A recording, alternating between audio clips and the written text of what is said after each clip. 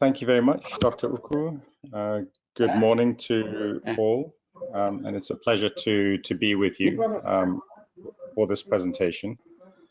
My charge, what I've been asked to do is to give you an overview of coral reefs in relation to the MSP process that is starting nationally.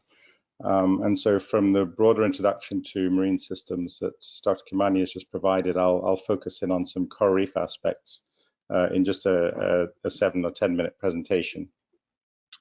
And I apologize, my slides are not as comprehensive as I would have liked them to be. I wasn't able to completely update them, but I'll still manage to talk to the various issues. So coral reefs, I'll talk on 3 topics: the key environmental pressures on this slide, the lessons learned in management on the next slide, and then what is needed for MSP on the last slide. Coral reefs, I think we know quite a lot about coral reefs. They've been very well studied in Kenya, and it's very clear that there are 3 overarching environmental pressures that are affecting them. The first is warming and sea surface temperature rise. So this is from global warming, from greenhouse gas emissions, and the first global bleaching event impacted West Indian Ocean reefs the most compared to other regions around the world back in 1998. We've had several bleaching events since then, and the next biggest one was in 2016, just a few years ago. We also have extensive fishing on Kenya's reef systems because the tidal dynamics, the proximity of the reefs to shore make them very accessible to fishermen with very low levels of technology, so even swimming or walking out on the reef, but also dugout canoes and then sailing ingalawas. So fishing is very extensive. It's done using a mix of traditional and modernized gears, but because of the number of fishermen and the intensity, there's a very extensive overfishing and also destructive fishing using some destructive gear types. We fortunately don't have dynamite fishing in Kenya, but we do have nets that are used that are quite damaging, such as the beach seines and ring nets when used in coral reef environments, and some other gears. And then pollution and water quality impacts are increasingly affecting reefs in Kenya as population is growing and the urban areas are becoming denser, more industrialized, greater levels of sewage.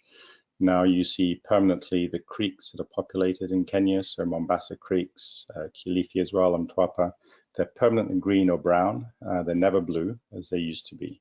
And this is a sign of the declining water quality. And this flows out onto the outer reefs and impacts the reefs outside in the protected areas and the fishing areas. And I think this is an emerging issue that will only get worse.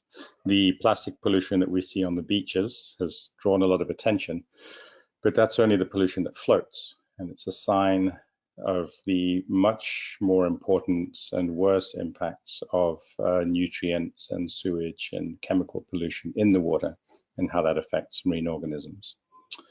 There are other emerging threats that are affecting coral reefs. So coral diseases are growing in importance all over the world because of temperatures are warmer, because corals are more stressed because of bleaching and the die-offs, and then also because of pollution. We're also having an increasing level of coastal construction and mega projects. So the various ports that are planned, the dredging around those. There's been massive impacts in Lamu from the dredging that has been uncontrolled on the new port development there. There's also been a large increase in the silt in Port Ritz from the dredging that has been happening there. There's also sand harvesting, which is increasing in importance. The pressure is increasing, and there are some marine deposits that are very valuable and quite large.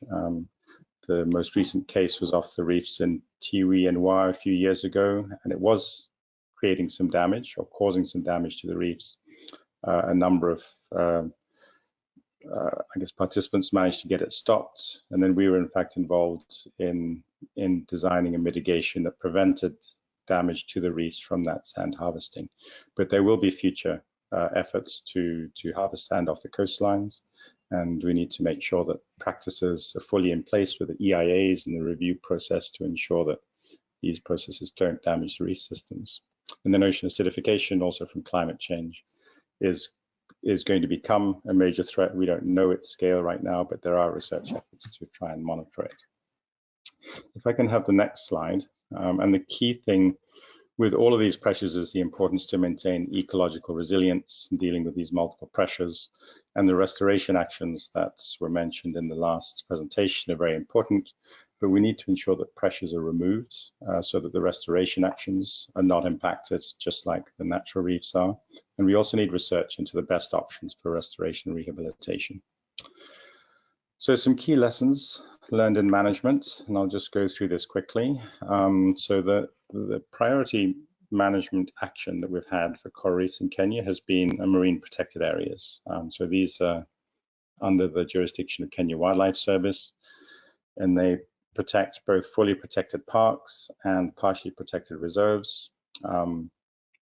So I don't actually know the numbers, I didn't get to look it up. But the actual area of fully protected marine parks in Kenya by distance along the coastline or proportion of the inshore waters is very low, whereas the global target, which we're supposed to have achieved this year, was 10% fully protected. And the next targets by the Convention on Biological Diversity will go up to 30%, most likely for 2030. Now, what scope do we have to increase the levels of either full protection or very highly protected and well-managed sustainable use areas to reach 30% of our marine zones by 2030? Of course, this is hopefully one of the objectives of the MSP process, to work out how this can happen to the best extent and meeting the various stakeholder needs and sensitivities and so on. Locally managed marine areas are a second major management option, which has become very important in the last few years. So these are areas that are managed through the beach management units under fisheries legislation, and this co-management or generating stewardship through local reef users is a very important part of being able to protect these valuable reef systems. The people who are most dependent on the reefs should be the ones most vocal to protect them, and the locally managed marine areas can provide a mechanism to strengthen this process and really give a lot of authority and role to local stewards, community stewards, and so on, and also some private protected areas. Fisheries management has been active in Kenya for a long time, of course, but reef fisheries are overexploited. There's a very high proportion of illegal fisheries, fishing gears that continue to be used because of social and poverty reasons. And overall, I would say for coral reefs to survive the various threats that are affecting them, the fisheries interventions and policies need to be much more focused, sector specific, on different fish species, on their climate resilience, on the benefits provided to make them more sustainable. And overall, I think for coral reefs, as I said, they're perhaps one of the best studied ecosystems in the marine environment in Kenya alongside mangroves, and we need to vastly increase the use of information and data in management and decision making. One of the indicators that may be most useful for this, we're hoping, work we've been doing in Cordio with partners regionally, is to implement the red list of ecosystems for coral reefs, and we hope to be able to publish this in the next few weeks or months. And these look at the risk of collapse, which is a key worry for coral reefs. If I go to the next slide, just bringing this to the context of marine spatial planning in Kenya. So the last thing we were asked to comment on was what an MSP process should consider. So for coral reefs, they're highly complex systems, and so there are many different interactions that need to be considered, both on different spatial and temporal scales. So on the spatial scale, of course, all the way down to the local users where impacts occur, but up to the national level, but also transboundary issues need to be considered because of the currents that distribute the coral larvae, distribute adult fish and other marine species, but also impacts and pollution and so on. There's a vast number of different uses on coral reefs, and of course MSP is part of its intent is to deal with user conflicts and consider dependencies and try and try and remove, reduce conflicts, to manage or to put actions in various places and in different systems so that they don't conflict with one another, particularly in undermining the health of coral reef systems.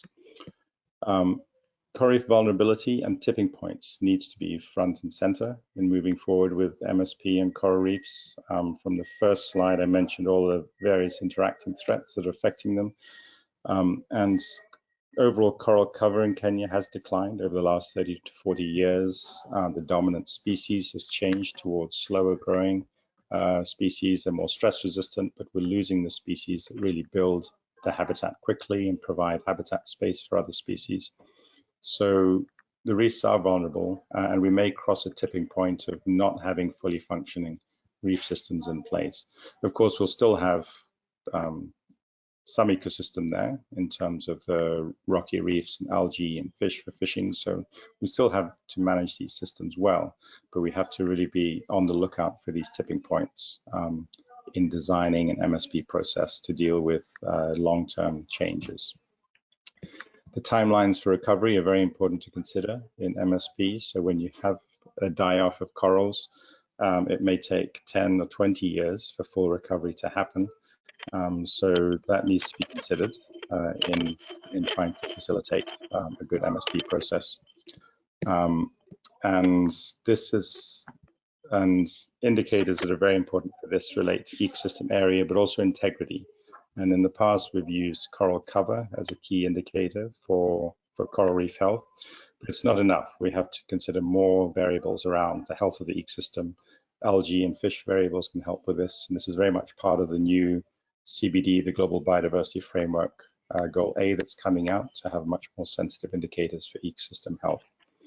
And then what we hope to, finally, the policy processes for acting on coral reefs are in place in Kenya, but they have run out. So the Coral Reef and Seagrass Strategy, which many on the call, CAMFRI, NEMA, KWS, and other institutions, and then many of us in the science and NGO community participated in developing this some years ago, but it expired in 2018 and needs to be redone. So hopefully that can be redone as part of the MSP process. What we hope to do as Cordio is to bring the work we've done on the Red List of Ecosystems into what we're calling a National Coral Reef Assessment, which would support this Coral Reef and Seagrass Strategy or any MSP process. So we hope to bring information into these processes. I think the last thing I'll mention is that for coral reefs in Kenya, we are in a good place in that we have a lot of data streams from many different actors, and I think the MSP process needs to really invest in processes to bring that information in from various different stakeholders. Of course, as KWS and CAMFRI have independent data sets, there's also the Wildlife Conservation Society and the long-term work that Drs. McClanahan and Muthiga have done. All of that data is invaluable for the MSP process. We have data sets in Cordio, and then there's many local partners. In Shimoni, we've already heard about in terms of restoration and actions there. In Watamu, there's various independent groups in Lamu County as well. So if this MSP process can really build a national data sharing process and archive for coral reef data, I think that will be a very important contribution, so that we're not just documenting the decline of our reefs, but we're actually doing something about them and improving their condition for the long term. So thank you. I think I'll stop with that.